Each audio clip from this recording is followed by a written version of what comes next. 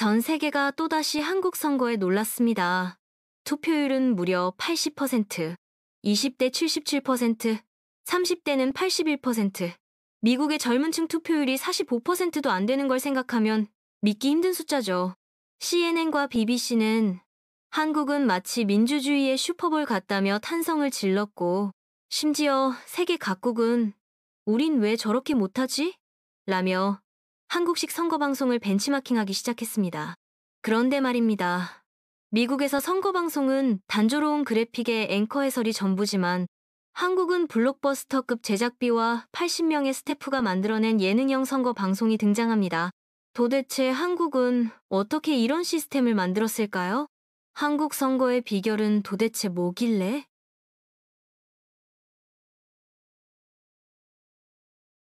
하버드 대학교에서 25년간 정치학과 미디어 연구를 해온 저조차 완전히 뒤바뀐 생각을 하게 됐을까요? 심지어 제가 그동안 서구 민주주의가 세계 최고 수준이라고 확신하며 살아왔는데 한국에서 직접 목격한 선거 현장은 그야말로 충격 그 자체였습니다. 제 이름은 제임스 윌리엄슨이고 하버드 대학교 케네디 스쿨에서 비교정치학과 정치 커뮤니케이션을 전공하고 있으며 지금까지 전 세계 52개국의 선거를 직접 참관하고 연구해왔던 사람입니다만 한국에서 경험한 2주간은 제 학문적 신념을 완전히 뒤흔들어 놓았거든요. 처음에는 그저 아시아의 작은 나라 정도로 생각했던 한국이었는데 실제로는 투표율이 무려 79.4%를 기록했고 이는 미국이나 영국보다 20% 이상 높은 수치였으며 더 놀라운 건 선거 방송이 마치 슈퍼볼 중계 방송을 보는 것처럼 화려하고 창의적이었다는 점이었어요.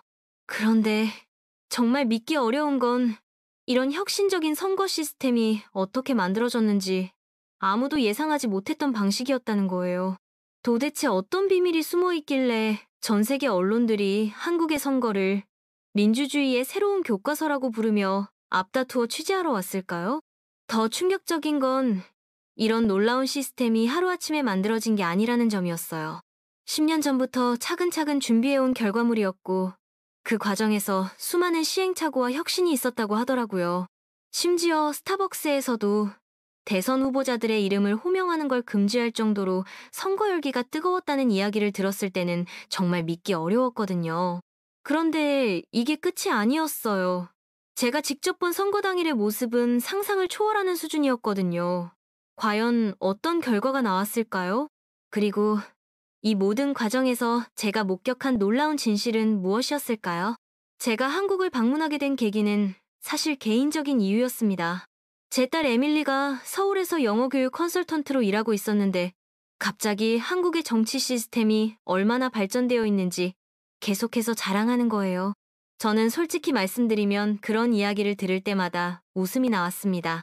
왜냐하면 제가 연구해온 바에 따르면 성숙한 민주주의는 미국이나 영국처럼 오랜 역사와 전통을 가진 나라에서만 가능하다고 생각했거든요. 한국은 불과 몇십 년 전까지만 해도 군사정권 하에 있었던 나라 아닙니까? 그런 나라에서 무슨 대단한 민주주의가 있겠나 싶었죠. 하지만 딸이 계속해서 한국의 선거 문화에 대해 이야기하고 심지어 선거 방송 영상을 보내주면서 미국 CNN이나 영국 BBC보다 훨씬 재미있고 혁신적이라고 주장하는 바람에 결국 제가 직접 확인해보기로 마음먹었던 겁니다.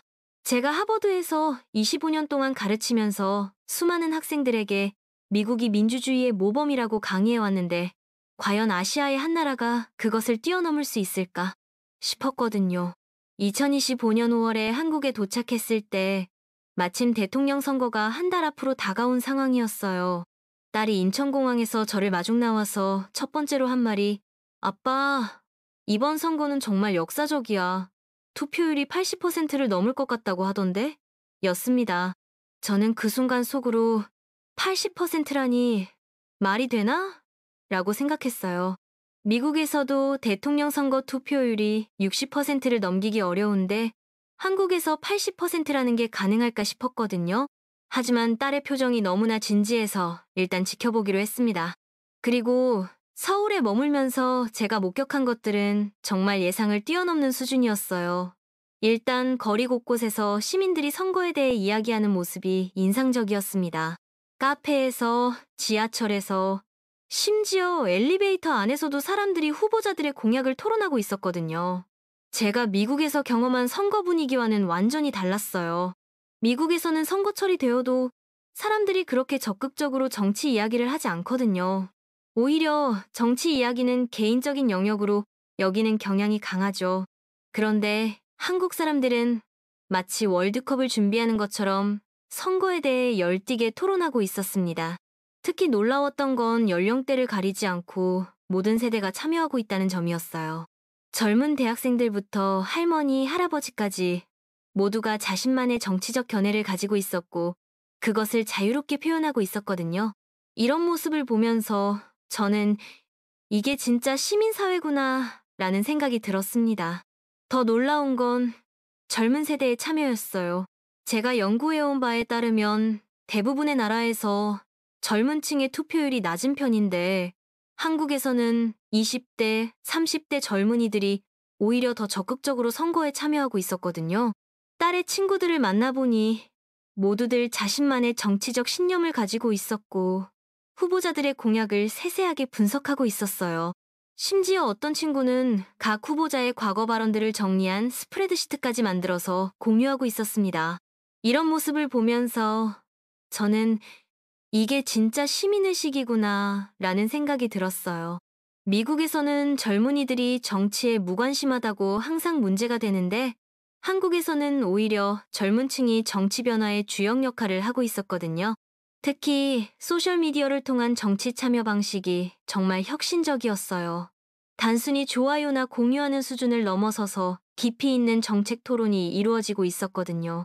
하지만 정말 충격적인 건 선거 방송이었습니다. 딸이 아빠, 오늘 밤에 선거 방송 미리 보기가 나온대. 같이 보자 라고 해서 반신반의하면서 텔레비전 앞에 앉았는데 제가 본 건 정말 말로 표현하기 어려운 수준의 창작물이었어요. 마치 마블 영화의 특수효과를 보는 것 같았거든요.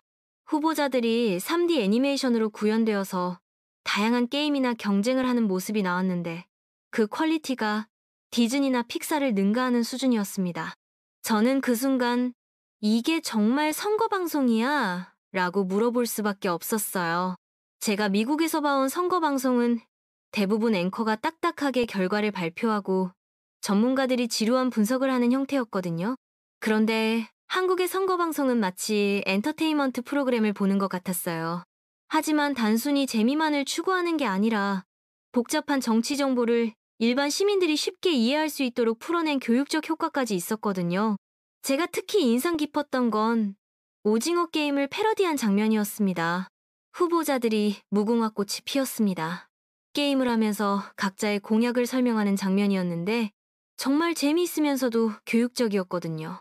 복잡한 경제정책이나 외교정책 같은 어려운 내용들을 게임 형식으로 풀어내니까 시청자들이 쉽게 이해할 수 있었어요. 저는 그동안 정치방송은 딱딱하고 진지해야 한다고 생각했는데 한국의 방송을 보면서 왜 정치가 재미없어야 하지? 라는 생각이 들었습니다. 그리고 제가 정말 놀란 건 이런 창의적인 아이디어들이 방송사 직원들의 자발적인 창작물이라는 점이었어요. 위에서 시킨 것도 아니고 매뉴얼이 있는 것도 아닌데 각 방송사마다 경쟁하듯이 더 재미있고 혁신적인 콘텐츠를 만들어내고 있었거든요. 이는 한국 사회 전체가 창의성과 혁신을 중시하는 문화를 가지고 있다는 증거라고 생각했어요. 딸이 SBS 방송국에 견학을 신청해줘서 직접 가보게 됐는데 거기서 만난 스태프들의 열정과 실력이 정말 대단했습니다.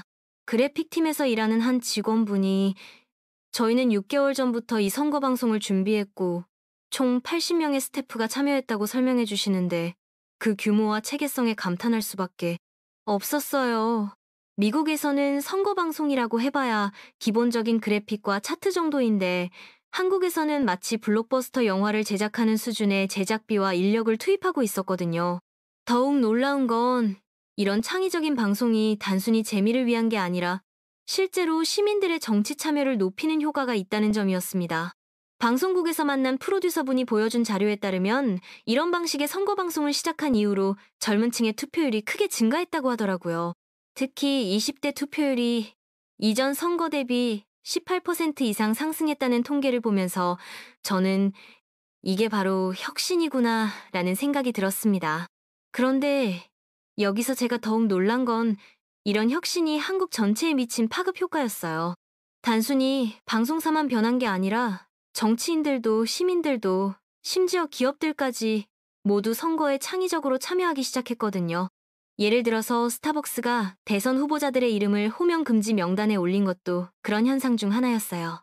이는 선거가 일상생활 깊숙이 스며들어 있다는 증거였습니다. 또한 젊은 크리에이터들이 선거 관련 콘텐츠를 만들어서 유튜브나 틱톡에 올리는 문화도 정말 인상적이었어요. 정치를 어렵고 지루한 것으로 여기는 게 아니라 재미있고 창의적인 소재로 활용하고 있었거든요. 이런 콘텐츠들이 젊은 층의 정치 참여를 이끌어내는 중요한 역할을 하고 있다는 걸 알 수 있었어요. 하지만 제가 정말 충격을 받은 건 선거 당일이었어요. 아침 6시부터 투표소 앞에 줄을 서는 사람들의 모습을 보면서 이게 진짜야? 라는 생각이 들었거든요. 미국에서는 투표하러 가는 것도 귀찮아하는 사람들이 많은데 한국에서는 마치 아이폰 신제품을 사러 가는 것처럼 사람들이 적극적으로 투표에 참여하고 있었어요. 심지어 어떤 분은 오늘은 민주주의 축제의 날이라고 표현하시더라고요. 투표소 안의 분위기도 정말 인상적이었습니다. 질서정연하면서도 활기찬 분위기였거든요. 사람들이 투표용지를 받고 기표소에 들어가는 순간의 진지한 표정이 정말 인상 깊었어요. 마치 자신의 한 표가 나라의 운명을 바꿀 수 있다는 믿음을 가지고 있는 것 같았습니다. 저는 그 모습을 보면서 이게 바로 진정한 민주주의구나 라는 생각이 들었어요. 특히 젊은 유권자들의 모습이 인상적이었어요. 20대 초반으로 보이는 대학생들이 투표소에 와서 정말 신중하게 투표하는 모습을 보면서 한국의 미래가 밝다는 생각이 들었거든요. 이들이 단순히 의무감으로 투표하는 게 아니라 자신의 권리를 행사한다는 자부심을 가지고 있다는 게 느껴졌어요. 그리고 오후 8시 투표가 마감되고 개표 방송이 시작됐을 때 제가 본 건 정말 상상을 초월하는 수준이었습니다. 방송사마다 경쟁하듯이 화려한 그래픽과 창의적인 연출을 보여주고 있었거든요. MBC에서는 한국의 역사적 인물들이 등장해서 대한민국의 민주주의 발전 과정을 보여주는 영상을 만들었고, SBS에서는 후보자들이 다양한 미션을 수행하면서 득표율을 확인하는 게임, 형식의 방송을 진행했어요. KBS는 또 다른 스타일로 전국 지역별 개표 현황을 실시간으로 보여주는 인터랙티브한 지도를 만들어서 시청자들이 한눈에 상황을 파악할 수 있도록 했죠. 각 방송사마다 완전히 다른 스타일이었지만 모두 한 가지 공통점이 있었어요. 바로 시청자들이 지루해하지 않고 끝까지 집중할 수 있도록 만든다는 점이었습니다. 제가 특히 감탄한 건 실시간으로 업데이트되는 데이터 시각화였어요. 마치 나스닥 거래소의 전광판을 보는 것 같았거든요. 각 지역별, 연령대별, 성별별 투표 결과가 실시간으로 그래프와 차트로 보여지는데 그 정확성과 속도가 정말 놀라웠습니다. 미국에서는 개표 결과가 나오는데 몇 시간씩 걸리는데 한국에서는 몇 분 단위로 업데이트되고 있었거든요. 하지만 제가 정말 놀란 건 시청률이었어요. 선거방송 시청률이 무려 45%를 넘었다는 거예요. 미국에서 선거방송 시청률은 보통 15% 내외인데 한국에서는 국민의 절반 가까이가 선거방송을 시청하고 있었던 겁니다. 이는 정말 믿기 어려운 수치였어요. 사람들이 정치에 얼마나 관심이 많은지를 보여주는 대목이었죠. 더욱 놀라운 건 시청자들의 참여 방식이었어요. 단순히 수동적으로 시청하는 게 아니라 실시간으로 댓글을 달고 SNS에 의견을 공유하면서 적극적으로 참여하고 있었거든요. 방송사들도 이런 시청자들의 반응을 실시간으로 모니터링해서 방송에 반영하고 있었어요. 이는 완전히 새로운 형태의 상호작용적 미디어 경험이었습니다. 그리고 소셜미디어에서의 반응도 정말 흥미로웠습니다. 실시간으로 선거 결과에 대한 분석과 토론이 이루어지고 있었거든요. 해시태그를 통해서 각 후보자에 대한 의견들이 공유되고 있었고, 심지어 해외 거주 한국인들도 실시간으로 참여하고 있었어요. 제가 딸의 소셜미디어 계정을 통해서 본 댓글들은 정말 수준 높은 정치적 분석들이었습니다. 단순히 감정적인 반응이 아니라 각 후보자의 공약과 과거 행적을 바탕으로 한 논리적인 토론이 이루어지고 있었거든요.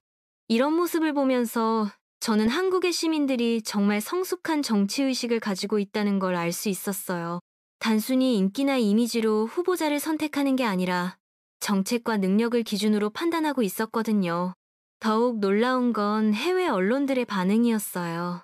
BBC에서는 한국의 선거 방송을 민주주의의 새로운 모델이라고 소개했고, CNN에서는 왜 우리는 이렇게 못하지?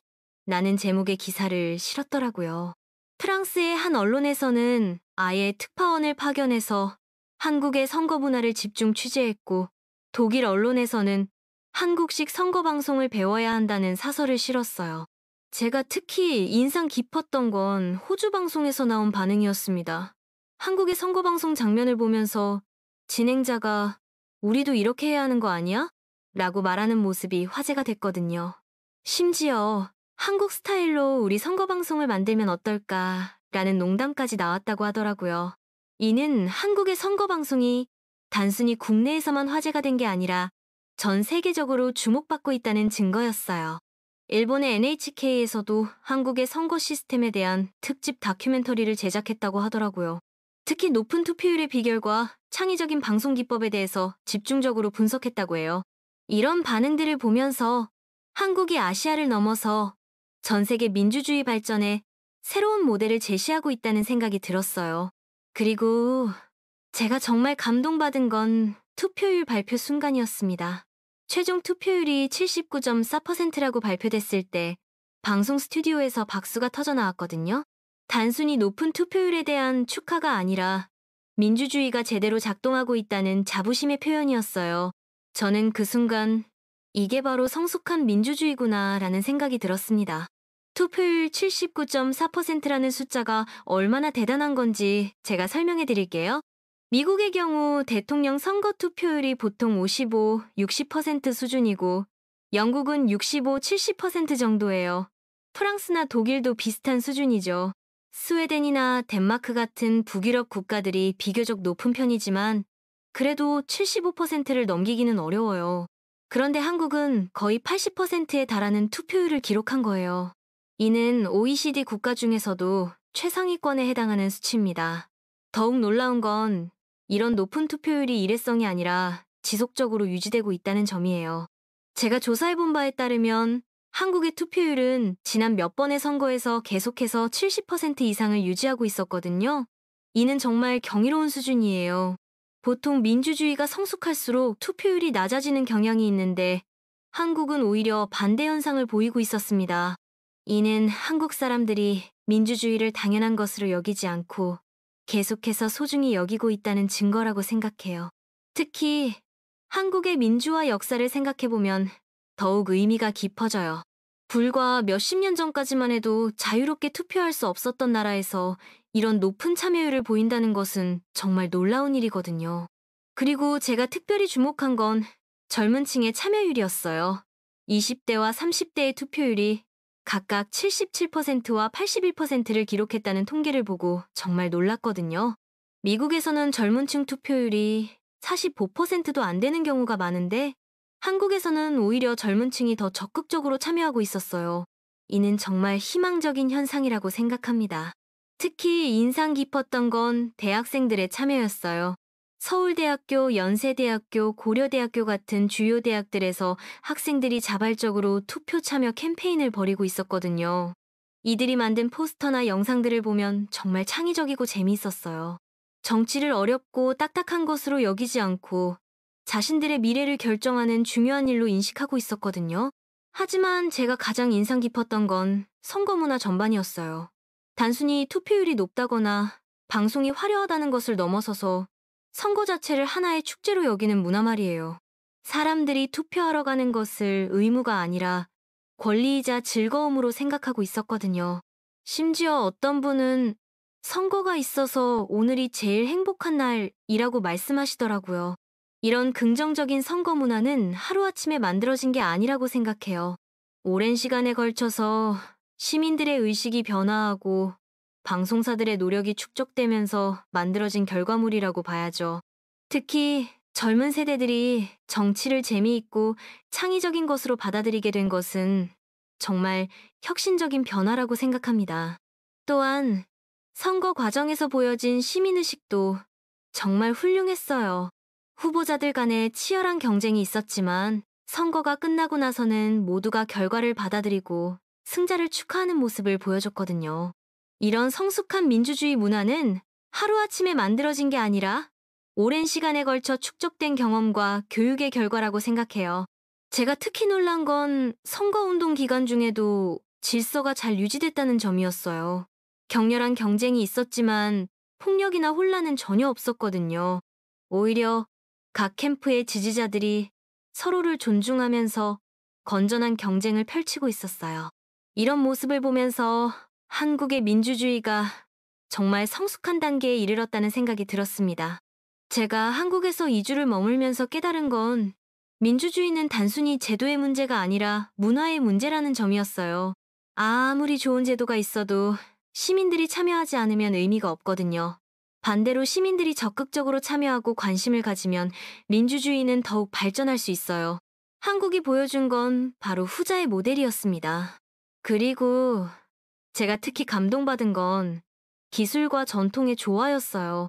최첨단 IT 기술을 활용한 선거 관리와 방송 시스템을 갖추고 있으면서도 동시에 전통적인 민주주의 가치들을 소중히 여기고 있었거든요. 예를 들어서 투표용지에 도장을 찍는 방식은 전통적인 방법을 유지하면서도 개표 과정에서는 최첨단 기술을 활용하고 있었어요. 이런 모습을 보면서 저는 왜 미국은 이렇게 못하지? 라는 생각이 들었습니다. 우리도 분명히 오랜 민주주의 역사와 전통을 가지고 있는데 왜 시민들의 참여는 이렇게 낮을까? 왜 선거 방송은 이렇게 지루할까? 이런 질문들이 계속해서 머릿속을 맴돌았어요. 특히 젊은 층의 정치 무관심 문제는 미국에서 계속해서 지적되고 있는 사안인데 한국에서는 오히려 젊은 층이 정치 변화의 주역이 되고 있었거든요. 이런 차이가 어디서 오는 걸까 하고 생각해보니 결국 정치를 바라보는 관점의 차이였어요. 미국에서는 정치가 복잡하고 어려운 것으로 인식되는 경우가 많은데 한국에서는 재미있고 참여하고 싶은 것으로 만들고 있었거든요. 한국에서의 경험을 통해 제가 깨달은 또 다른 점은 미디어의 역할이었어요. 한국의 방송사들은 단순히 선거 결과를 전달하는 것을 넘어서서 시민들이 정치에 관심을 가질 수 있도록 돕는 역할을 하고 있었거든요. 복잡한 정치 이슈들을 쉽고 재미있게 설명하고 시민들이 자신의 선택을 할 수 있도록 충분한 정보를 제공하고 있었어요. 특히 인상 깊었던 건 선거방송에서 보여준 데이터, 저널리즘이었습니다. 단순히 누가 이겼다는 결과만 보여주는 게 아니라 왜 그런 결과가 나왔는지에 대한 심층적인 분석을 제공하고 있었거든요. 지역별, 연령별, 직업별 투표 패턴을 분석해서 시청자들이 선거 결과의 의미를 정확히 이해할 수 있도록 도와주고 있었어요. 이런 분석들이 단순히 흥미 위주가 아니라 정말 전문적이고 학술적인 수준이었어요. 제가 대학에서 가르치는 정치학 수업에서 다루는 내용들과 비슷한 수준의 분석들이 일반 시청자들을 대상으로 방송되고 있었거든요. 이는 한국의 시청자들이 그만큼 높은 수준의 정치적 이해력을 가지고 있다는 증거이기도 했어요. 그리고 제가 정말 놀란 건 국제적인 관점에서의 분석이었어요. 한국의 선거 결과가 주변 국가들과 국제사회에 어떤 영향을 미칠지에 대한 전문적인 분석도 함께 제공하고 있었거든요. 이는 한국 시민들이 자신들의 선택이 단순히 국내 문제에만 국한되지 않는다는 것을 인식하고 있다는 증거였어요. 또한 제가 감탄한 건 선거 과정에서 보여진 투명성이었습니다. 모든 과정이 실시간으로 공개되고 시민들이 직접 확인할 수 있도록 시스템이 구축되어 있었거든요. 투표 진행 상황부터 개표 과정까지 모든 것이 투명하게 공개되고 있었어요. 이런 투명성이 시민들의 신뢰를 높이고 더 많은 참여를 이끌어내는 요인이라고 생각합니다. 특히 개표 과정에서의 투명성이 인상적이었어요.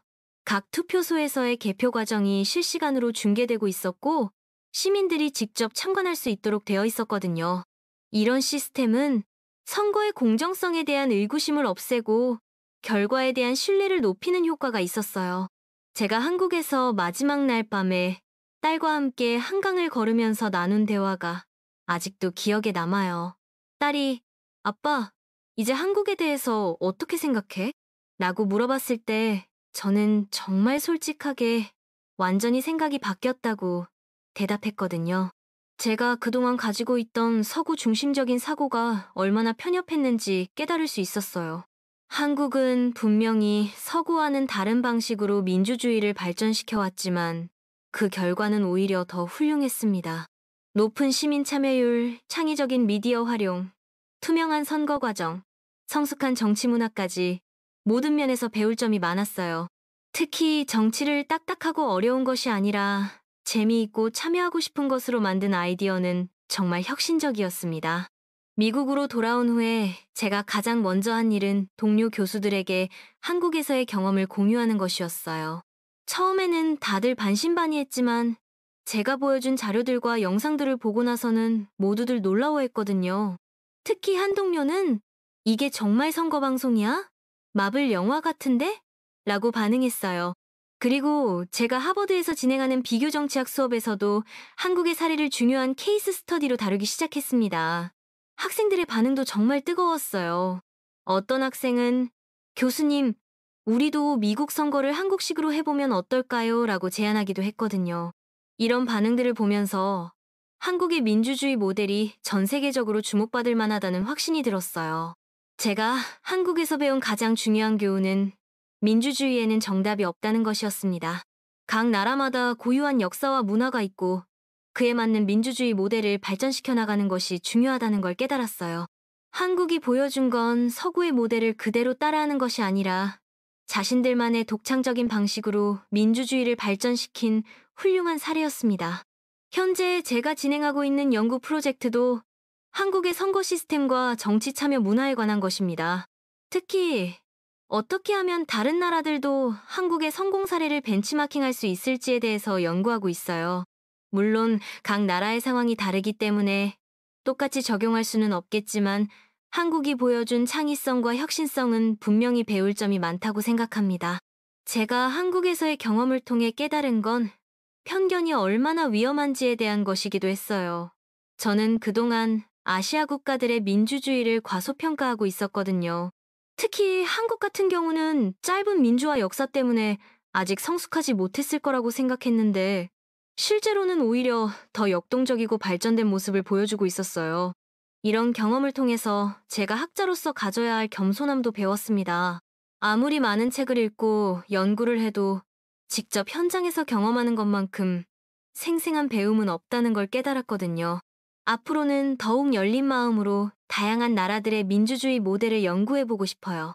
딸이 한국에서 보내준 최근 소식에 따르면 한국의 선거방송 모델이 다른 아시아 국가들에서도 벤치마킹되고 있다고 하더라고요. 태국이나 필리핀 같은 나라에서도 한국식 선거방송을 도입하려는 움직임이 있다고 해요. 이는 한국의 혁신이 단순히 국내에만 머물지 않고 지역 전체로 확산되고 있다는 증거라고 생각합니다. 결론적으로 제가 한국에서 2주 동안 경험한 것은 제 인생에서 가장 소중한 배움 중 하나였어요. 25년간 민주주의를 연구해온 학자로서 새로운 관점을 얻을 수 있었고 편견 없는 시각으로 세상을 바라보는 법을 배웠거든요. 무엇보다도 민주주의가 계속해서 진화하고 발전할 수 있다는 희망을 얻었습니다. 한국이 보여준 창의성과 혁신성은 전 세계 민주주의 발전에 큰 영감을 줄 수 있을 거라고 확신해요.